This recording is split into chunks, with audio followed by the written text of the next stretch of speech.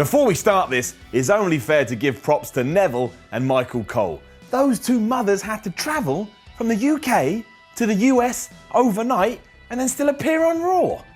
Bravo, dudes. Bravo. But this is Ups and Downs, where we decide if Raw was a good time or if Raw was a bad time. Then, of course, you use the comments below to tell me how wrong I am and that everything is alright with the world. However, I am Simon from WhatCulture. This is Ups and Downs, and now it's time to Ups and Downs.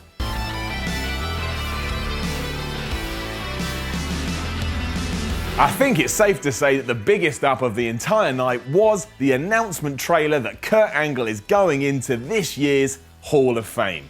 What a wonderful time to be alive. Revealed by ESPN just a few hours before Raw, it's one of those inductions where you just shrug your shoulders and go, yeah, that makes sense. Of course Kurt Angle is going into the WWE Hall of Fame. Who took to pro wrestling quicker or better than Kurt Angle? He deserves to be in there, and it just makes you feel all good inside. The real question is, does all this now lead to one more match in the WWE for Kurt Angle, and is that match at WrestleMania 33? I know I'd be up for that, and I can't possibly think anyone wouldn't be. If you're sat or you're watching this through the YouTube right now going, I don't want to see Kurt Angle in another WWE match.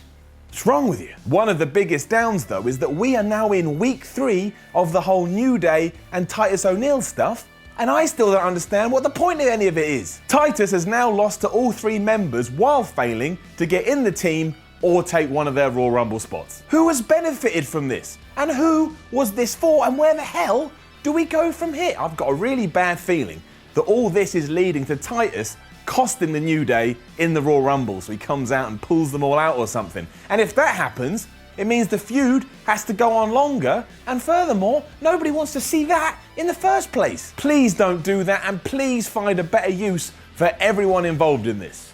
Fair play to the New Day though, they are still insanely over. I thought the opening to Raw was great, genuinely.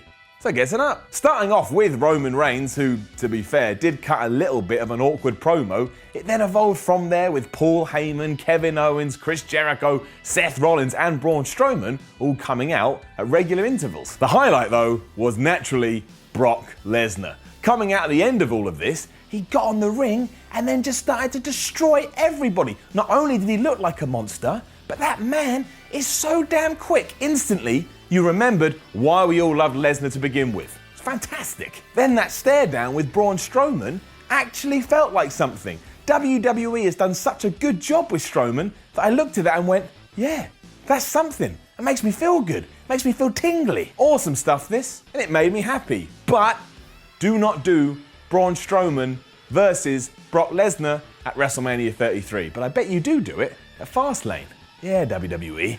I know you're thinking. What the hell is going on with Rusev? This is just getting silly now, so it gets a down. One big, massive, awful down. For starters, what is all of this with Jinder Mahal and him and Enzo and Cass? Why did Enzo and Cass win? Is this all over now? Where do we go next? Who am I? Who are you? What's the point in anything? There's so many questions and no answers, especially because Enzo, the dude that defiles somebody else's wife, got his revenge here. What's even worse is that Rusev is being treated like a goon.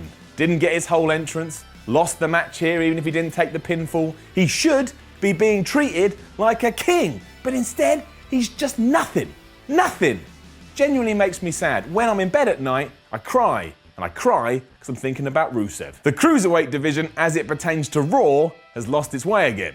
So that gets it down. Now, Neville is a huge up. He's such a big up, my words can't even do it justice. But everything else is just serving to make the division feel like it's not important. It doesn't help that WWE goes out of its way to make sure you know that this segment isn't actually a part of Raw. It's got purple ropes and there's different people on commentary. It's almost like they're staring down the camera and go, you don't have to care about this. Doesn't tie into the rest of the show. That's pushed even further when the wrestlers having the matches don't get more than a few minutes. If for once you just said to the dudes, go out there and steal the show, everybody watching would go, man, those guys just stole the show. Maybe I should tune into 205 Live to see if they steal the show again. That makes so much sense, I can't even fathom why that's not a thing. Just let it happen. Just let it happen.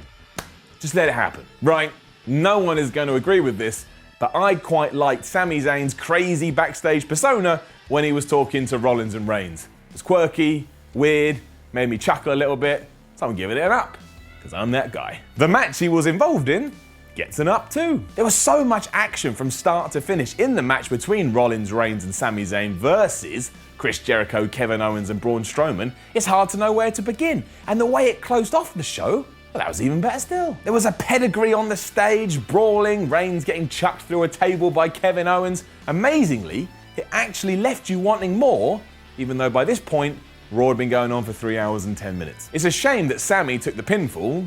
Sami was always going to take the pinfall. It was still a great showing for everyone involved and did nothing but good for everyone involved.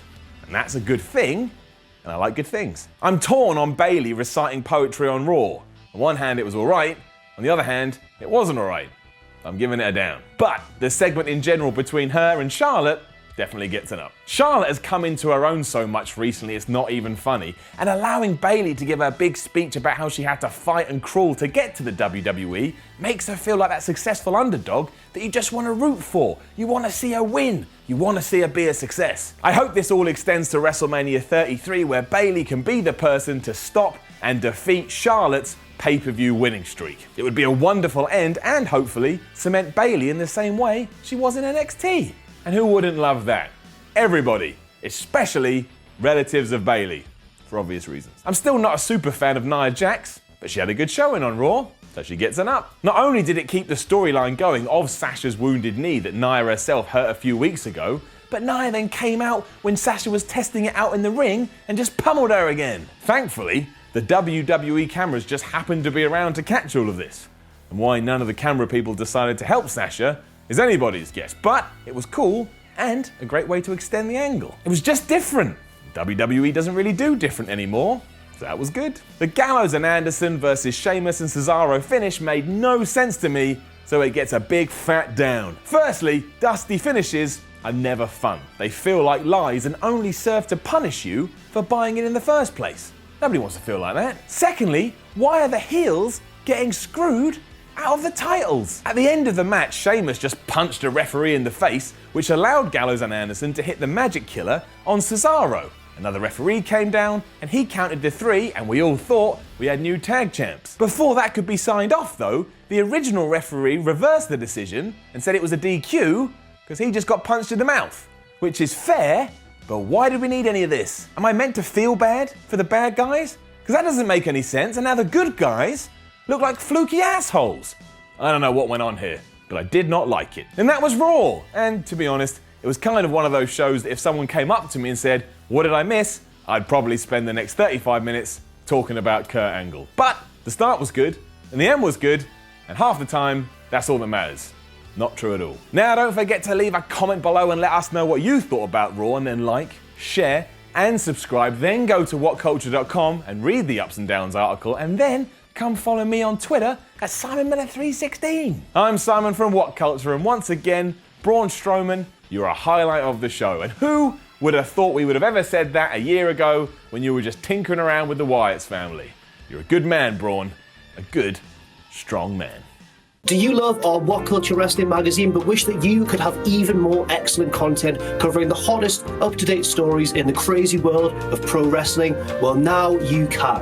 What Culture Wrestling Weekly features an in-depth look at the biggest story of the week, a rundown of all the major shows, and of course, all that juicy news in the world of pro wrestling. It's all that a hard-working wrestling fan needs to keep up to date with the ever-changing and very exciting business. Adam, you're going to be so busy. How does it feel? You're going to be so busy every single week, every week. I'm so tired. Head over to shop.whatculture.com for all the details and pre-order the next edition soon. Well, now, not soon, now.